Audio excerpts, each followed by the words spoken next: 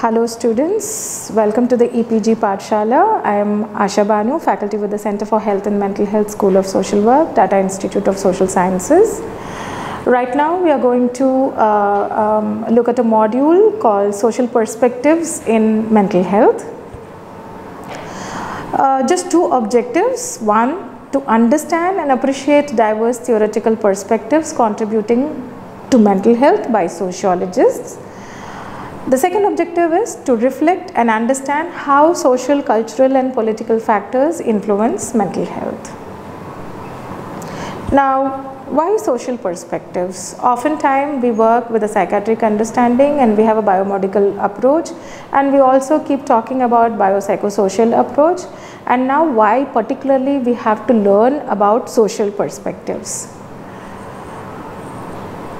It is not just to play a psychosocial intervention as part of the multidisciplinary team, not just for the purpose of provision of services, but developing frameworks by which to make sense of mental distress and actively devising strategies for promoting recovery and positive mental health. This is the need of the hour, and as social workers we have to be very creative and innovative in evolving strategies to promote recovery as well as positive mental health in the larger society. The second reason why we have to understand social perspective is to commit ourselves to a holistic approach. And third important reason is to seek an understanding that is holistic and integrated, to evolve an integrated understanding of people in their social context rather than just focusing on either one or inner or outer aspects of an experience in isolation. So far we are familiar with the dominant paradigm, the biomedical paradigm, and whenever we talk about mental health, it is always synonymous to psychiatry. The definitions by WHO is talking something about a holistic well-being, but then even in today's context, when we talk about mental health, immediately a common perception or a common man's perception is it is equated to psychiatry or a psychiatrist. So the dominant view, psychiatry or the medical model, views mental health illness as an intrapsychic phenomena. Until recently, the dominant perspective that governs the field of mental health is the biomedical model. And mental health experts, through their experience, have realized the relevance of psychosocial rehabilitation. However, social, cultural and economic factors receive less attention compared to biological explanations and interventions. This actually we can see in hospitals, outpatient departments, government hospital psychiatric units. What happens is the patient visits, the role of a social worker is very limited, either in terms of providing a referral service or getting a economic resource for the person who is coming, rather than focusing on a holistic intervention designed for the client. Mental health services are generally organized within hospitals and institutions where the majority of helping professionals are psychiatrists and clinically oriented paraprofessionals. So far this is what we see. We see a hospital, we see a GHPU. These are the contexts for mental health interventions, and that's why till today the dominant paradigm is being a biomedical paradigm. Now, it is really time for the social workers to look mental health through a different lens, drawing from whatever definitions that the international organizations are providing. Desai 2003 states that when it comes to intervention, social workers commonly feel overwhelmed and debilitated by medical practitioners who claim much more expertise on mental health issues. Social workers in these settings are likely to be more interested than their non-social work colleagues in the social and environmental factors related to mental health, but one could contend that the basis of care in mental health organizations as well as the interventions and the organizational structures typically emanate from a medical model. So, the creativity or the practice skills the social workers gain from the practice domain gets compromised while working in a mental health institution, because it is devised and designed for a particular purpose, that is treatment and treatment using a biomedical model. So when we go to a hospital, it is already structured and the psychiatrist will have a say in terms of what are the psychosocial interventions the social worker can do with a particular client, and the structure that would be already available would be a vocational unit or occupational therapy, but then it won't be in terms of the indicators that we want to use in terms of emancipatory practice with the clients. So oftentimes we feel very restricted within a particular environment to use all the practice skills that we have learned through the social work methods. Medical terminology is used in hospitals. Mental illness, mental disorder, diagnosis and patients, and often it is it's like the social workers try to understand mental illness, but then there is no active role in terms of what can be done vis-a-vis a illness. Medically oriented diagnostic and assessment processes are employed. Organizations are structured such that medical disciplines maintain power over other disciplines and consumers.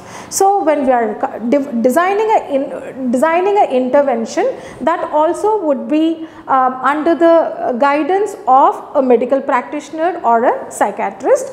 So as I initially mentioned, it's a lot of restriction and there is a lot of scope for the social work practitioners to engage in a much more holistic manner and to be focusing on larger issues of stigma, social exclusion and social justice.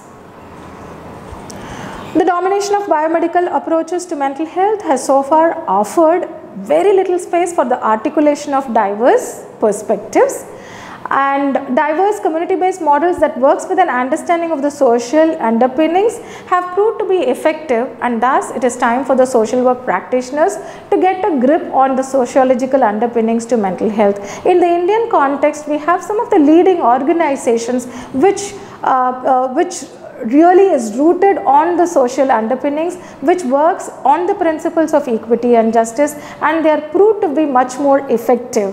And also it promotes positive mental health in the larger community, as well as it's also promoting recovery and resilience of persons with mental illness. Thus, this module is an attempt to help the social work students to understand mental distress from a social perspective. Yes, it is also important to understand the biomedical model. It is also important to engage ourselves in clinical practice, but at the same time it is also important to evolve a new lens to understand sociological perspectives. Now, when we are talking about sociological perspectives, it is not new names. We would have already read in critical perspectives course that has been offered to you in your classrooms or through the Epg Pathshala. So the names are going to be much more familiar. One is Durkheim, Weber, Foucault and Marx. Not going to go on into detail of their contributions, but how it can be connected to view mental health and mental illness. The social cause of mental illness is attributed to disadvantaged social status and stress. Social stress theory and its relevance have been discussed in the 1980s and continue to guide many sociological studies. The understanding is that mental disorder is not equally dispersed throughout society, but occurs more often within socially disadvantaged groups. This theory emphasizes that mental health problems are caused by exposure to social stress. Later we will see the social causation and social selection in one of the later slides, based on social statuses and earlier life experiences, as well as vulnerability to stress, a limited ability to cope because of low levels of social support, self-esteem or mastery. In fact, in one of the courses, the continuum would have been discussed. How mental health and mental illness should be viewed as a continuum, and if a person do not have the social support mechanisms, the person would be drifted so easily towards mental illness. So it's also it's drawn from the social stress theory that the more support mechanisms, the more privileges a person has, the lesser he moves towards mental illness. Now, the first and foremost which we would see is Durkheim, and many of you would have read his contribution on suicides. Suicide may be caused by weak social bonds, and social bond is a result of social integration and social regulation. For whatever reason, the social integration and social regulation goes for a toss.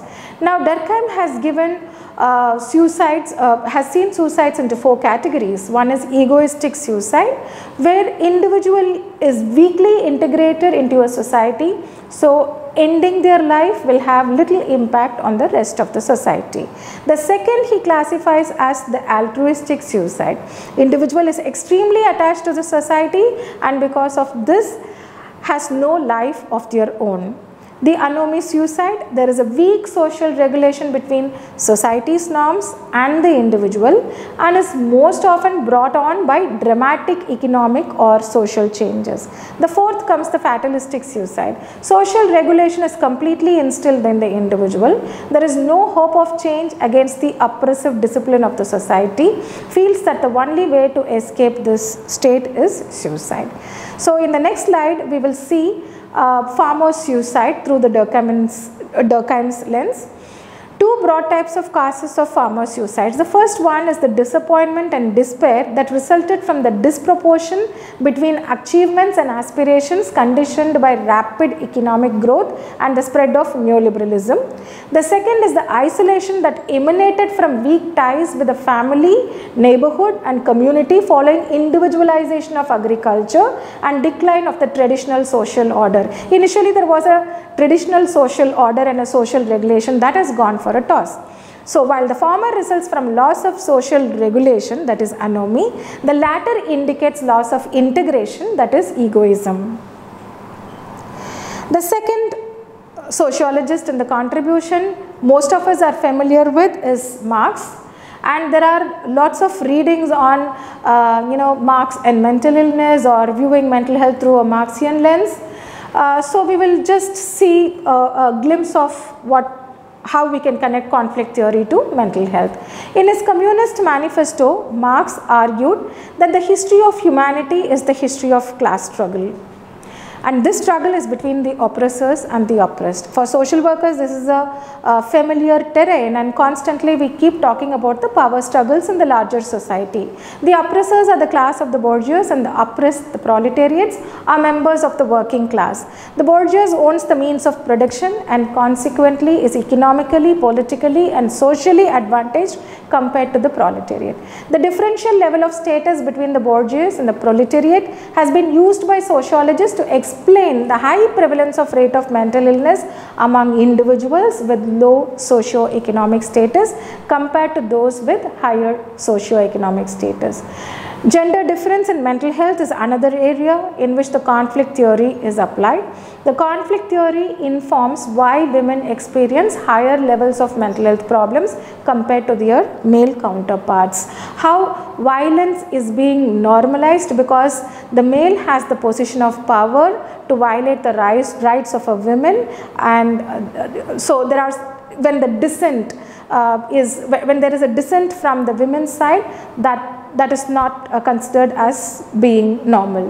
Now, in his literature, Bruce Cohen on psychiatric hegemony, he has documented how dissent was pathologized, the normalization of conditions of slavery, the psychiatric incarceration of political activists, the labeling and drugging of young people with school-related disorders, the lobotomizing of problematic vice. Just in the previous slide I said that violence is considered very normal, and social learning theory is often used as a theory to the understanding of violence. Social learning is one of the theories that contribute to the understanding of violence. So violence against women particularly is considered very normal, and the dissent from the part of the women will always be considered as abnormal and would be hospitalized, and men have the privileged position in the society to incarcerate women, because often when a person is labeled with illness, the person loses the capacity to talk about their own mind and well-being.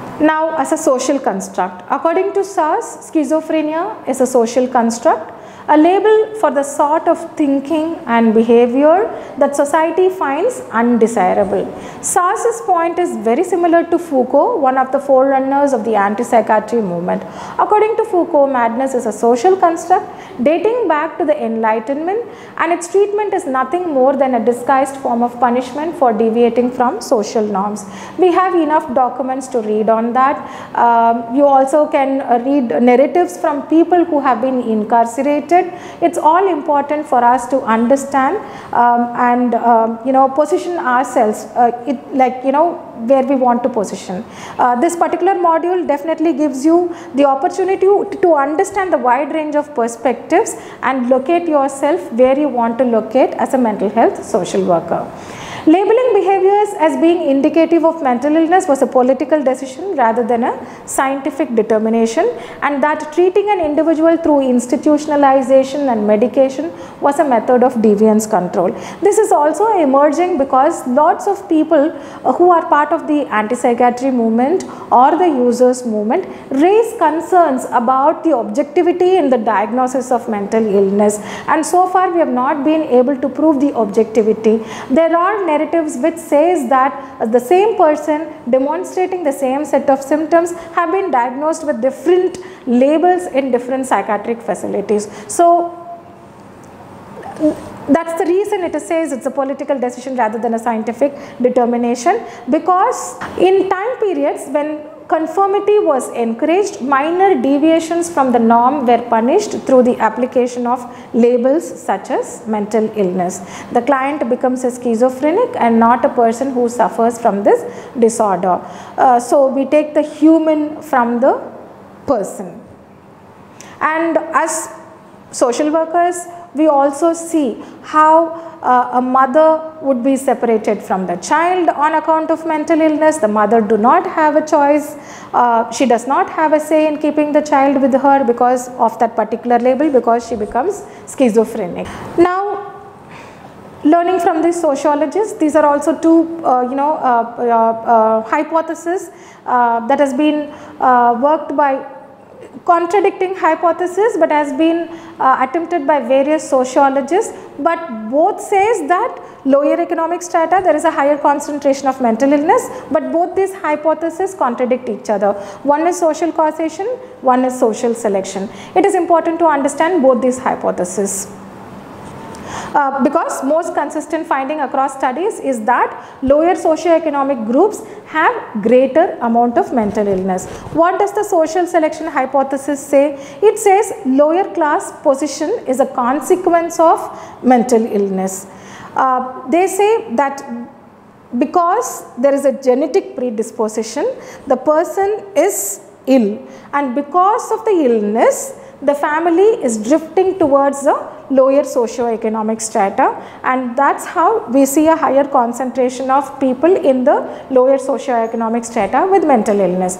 So this is also important for us to understand when we are working with the rights perspective. That means we are taking about the, we are discriminating the person with mental illness. There is no support system for the persons with mental illness. The person is not able to go for a job. There is no understanding of mental illness in the larger society. There is no easy referral mechanisms and early intervention that is available for the mental illness. That's why the drift becomes possible. So even using this hypothesis, when we see if a person is really drifting towards a lower socioeconomic strata because of an illness, this is easily considered, this can be easily construed as injustice against persons with mental illness. So the interventions for persons with mental illness should be garnering support and work on this towards creating a equitable society. Next comes the social causation, which is contradicting the social selection, wherein it says the lower class position is a cause of mental illness. So here it says social stress causes mental illness and lower income people experience more social stress. This can be drawn from multiple other sociological perspectives which we have studied. So both these perspectives conclude that the people who are most affected, and why concentrations of mental illness is amongst a particular group of people in the lower economic strata. So this particular lens of the marginalized society is very important. Either it's a resultant of illness, or is it because of or is it caused because of lower economic strata. It is important for social work students to draw from their discipline to work keeping this understanding in mind, and that's how the rights approach becomes very critical. Now moving towards social model of disability, this can be a response to this can be a understanding which can contribute to work on the sociological underpinnings. The social model of disability says that disability is caused by the way society is organized rather than by a person's impairment or difference. The social model of disability identifies systemic barriers, stereotypes, stigma and exclusion by society, thus disabling people. The model demands ways of removing barriers that restrict life choices for disabled people. Now for example, I work in the field of aging. Often I find that people consider aging as a curse because their mobility is restricted. Why mobility is restricted? I never had a response till I went to a different place where they called it as an age-friendly society. People can move, people can take cabs, people can take the public transportation. The mobility is not a concern, but in the Indian context, that's not a possibility. So this defines that the systemic barriers results in disabling one set of population. They get arrested to their own space because they cannot access public transportation in a crowded facility. So this is how we have to understand. It is not the disability which is restricting the population. It is the systemic barrier, the stereotypical way of thinking about disabled people, the stigma and the social exclusion the society has caused against certain set of people. The model demands ways of removing barriers that restrict life choices for disabled people.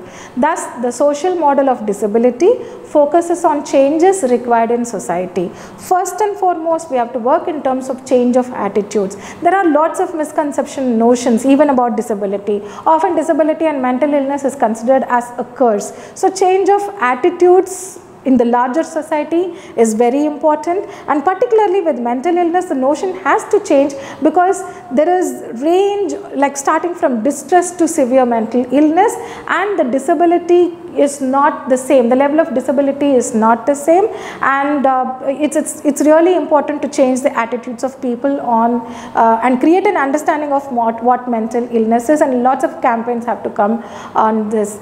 The second is how to work in terms of inclusion. How to now we often hear about inclusive education, how persons with disability can be roped into the normal schools. Our institute is the best example to how the university has changed itself, how the university has done an access audit and made the campus or attempted to make the campus as a disabled friendly campus. So how in what ways diverse contexts can become inclusive, right from a shopping space to the public transportation to university spaces to school spaces, how in all the places the structures can change to include persons with disability and mental illness, creating policies, workplace policies, school based policies, university level policies, and how inclusion can be enhanced. Third is in terms of information and choice. When it comes to mental illness, there is nothing like a choice. So I have to listen to my caregiver, I have to listen to my family. It can be both intimidating or it can be patronizing, but then as a person with mental illness, the choice is not given to the person with mental illness. So insight is important for the individual about the illness, the information has to be provided, the range of options available for persons with mental illness should be given, and the choice should not be taken away. Because a person has mental illness, the person should not be curbed from going to a higher university. Because a person has trauma episodes and anxiety related disorders, she should not be curbed from traveling on exchange. So you can cite multiple examples how people are people are stopped from doing what they want to do because of their illness. We have to work towards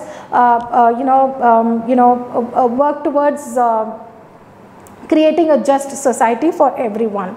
Next comes infrastructure. In the context of disability, that was a huge transformation, how infrastructure should become disabled friendly.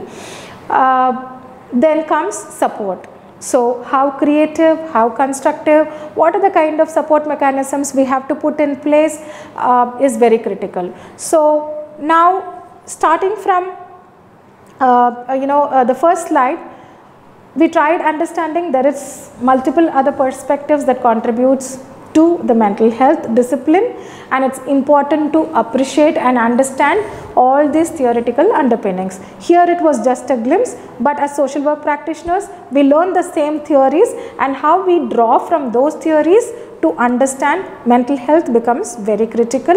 Then different contributions from different sociologists is important for us to see, and look at social causation, social selection, how both hypotheses say that the concentration of persons with mental illness is amongst the lower socio-economic strata, and how we work towards creating a social model of drawing from social model of disability, how would we work on strategies at our own levels. And now I would just conclude by stating some of the value-based underpinnings for social work practice in mental health. The first and foremost, social perspectives must embrace diversity.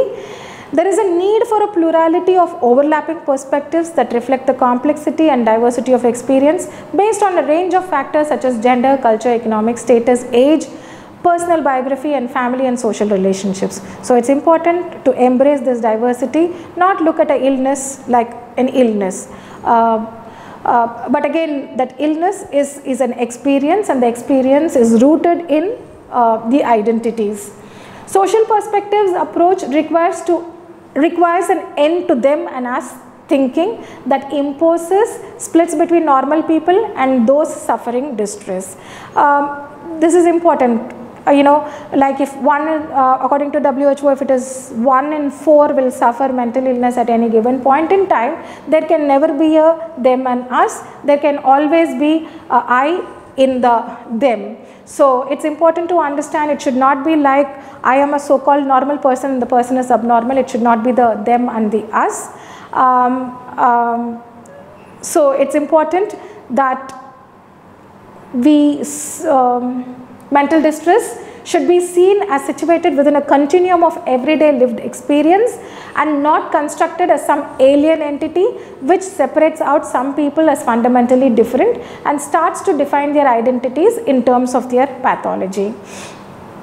Social perspectives approach demands a holistic approach, always seeking an integrated understanding of people in their social context rather than just focusing on either the inner or the outer aspects of their experience. As part of this, there must be a willingness to engage honestly with all the fractured and contradictory elements that may constitute a person's experience and social relationships. Social perspectives approach may be seen as explicitly emancipatory in its purpose, aiming to support a practice of working together that enables people to recover a meaningful degree of control over their lives, live in greater safety, and participate more fully within social, economic, and community life. Social perspective should be informed by principles of anti-oppressive and empowering practice. This involves an awareness of power differentials and maintains a concern with those factors which may diminish people's sense of self-esteem or value or constrain their personal, social, and economic opportunities. It places questions of stigma, discrimination, inequality, and internalized oppression firmly on the working agenda. So this is these underpinnings have been taken from a book which you have to read, which is Social Perspectives in Mental Health, which is given as part of their references as part of the module.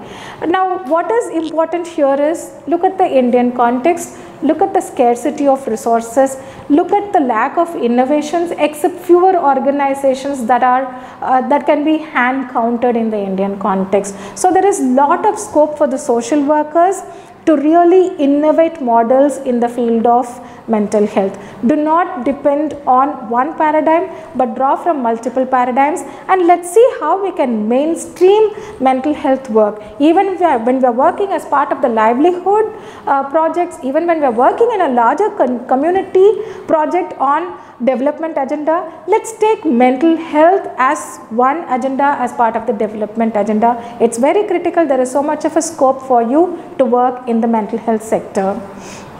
Concluding, social work education is informed by critical perspectives and aims to challenge oppression and poverty and arrest structural inequality. So the same should be the true in the mental health context. Thus, it is appropriate for the mental health social workers to use the lens of critical perspectives in understanding mental health concerns and challenging oppression. So let's move beyond the biomedical model. Let's draw from our professional discipline, from the strengths of the critical perspectives that we learn from the other program, and create more and more just and equitable society for all. Thank you.